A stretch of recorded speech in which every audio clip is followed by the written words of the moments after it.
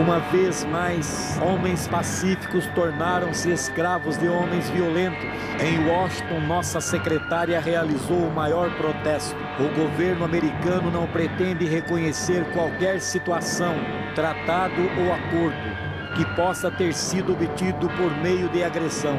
Mas nós, o povo, não temos muito tempo para pensar na Manchúria. Estávamos lutando com o pior momento de nossa história. Alguns de nós estavam desempregados. Alguns de nós entravam nas filas do pão. Alguns de nós sofriam agressões em casa. Alguns de nós sufocavam com a poeira. Alguns de nós não tinham para onde ir. 2 anos mais tarde, em 1933, enquanto a maioria de vocês estava terminando o ginásio, nós lemos que um homenzinho engraçado chamado Hitler tinha subido ao poder na Alemanha.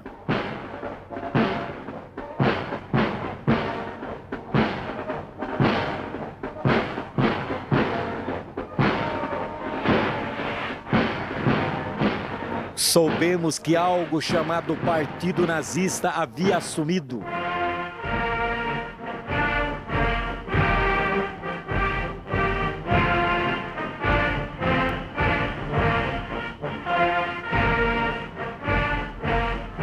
Hoje governamos a Alemanha, amanhã o mundo.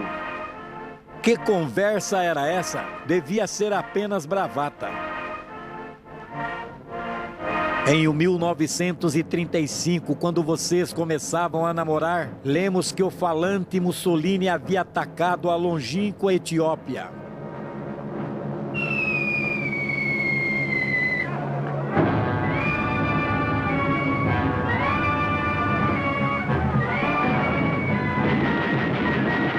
A doença parecia estar se espalhando. Assim, o Congresso se reuniu para nos isolar do crescente atrito da guerra. Nós não queremos guerra. Nós não queremos guerra, a não ser em defesa de nosso próprio povo ou de nossa própria honra. Com essa finalidade, nossos representantes votaram o ato de neutralidade.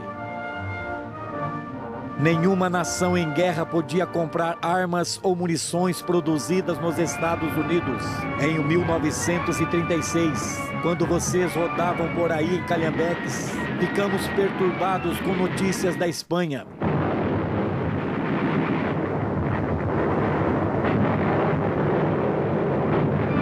Vimos que o exército alemão e o italiano lutavam na Espanha e imaginamos o que estavam fazendo lá.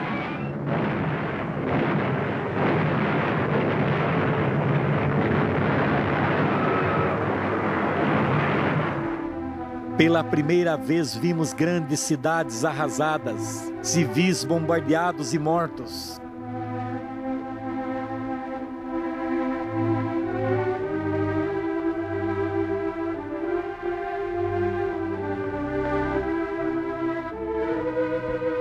Em novembro de 1933, o Instituto Americano de Opinião Pública, conhecido como Instituto Gallup, perguntou a uma parcela representativa do povo americano: se outra guerra acontecer na Europa, a América deve participar novamente? Não, 95%. Nós, o povo, havíamos falado. 19 de cada 20 de nós havia dito: deixem-nos de fora. Para nos isolar ainda mais, acrescentamos uma emenda: pague e leve ao ato de neutralidade. Não só não lhes venderíamos munições, não lhes venderíamos absolutamente nada, nem sequer um carretel de linha, a não ser que os países em guerra enviassem seus próprios navios e pagassem à vista.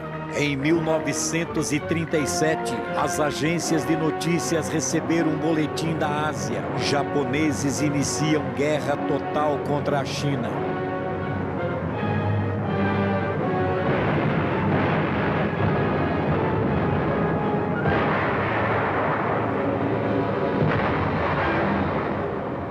Sim, os japoneses estavam transformando a Ásia em um matadouro, mas para nós, a Ásia ainda era distante. Em setembro de 1937, o Instituto Gallup nos perguntou: na guerra atual entre Japão e China, você apoia algum dos lados? Nós respondemos: com a China, 43%, com o Japão, 2%, indecisos, 55%. Nós não havíamos decidido sobre a China. Nosso ato de neutralidade proibia vendas de armamento somente a nações em guerra. Os japoneses não haviam declarado guerra. Assim, continuamos a vender sucata e gasolina de aviação para o Japão. Em março de 1938, Hitler também não havia declarado guerra, mas seu exército, com sua marcha típica, repentinamente invadiu e ocupou a Áustria.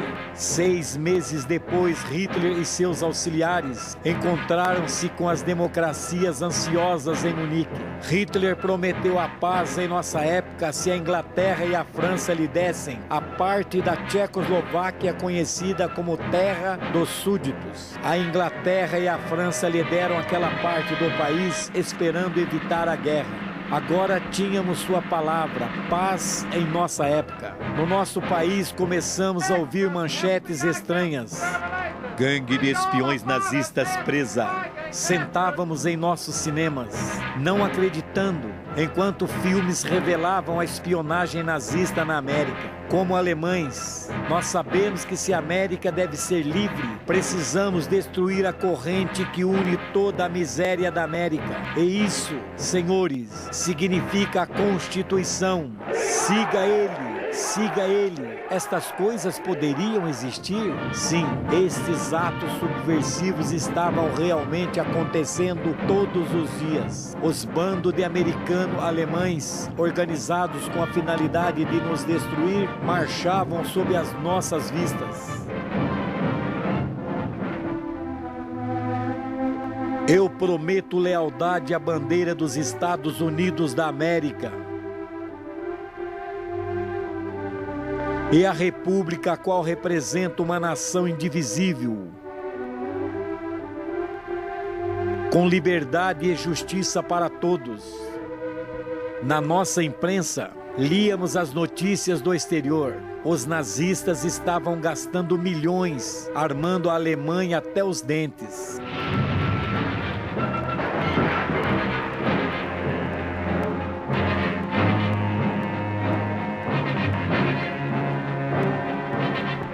Líamos que o Congresso em Tóquio estava destinando somas enormes, convertendo o Japão em uma imensa fábrica de material bélico.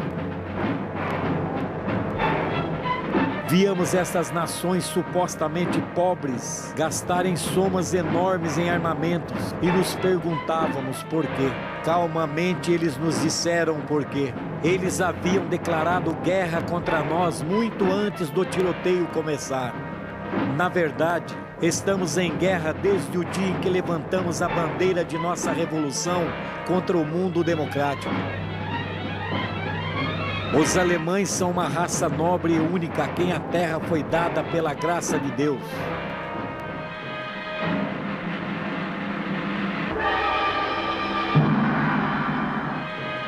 O mundo precisa olhar para o nosso imperador como o grande dirigente de todas as nações.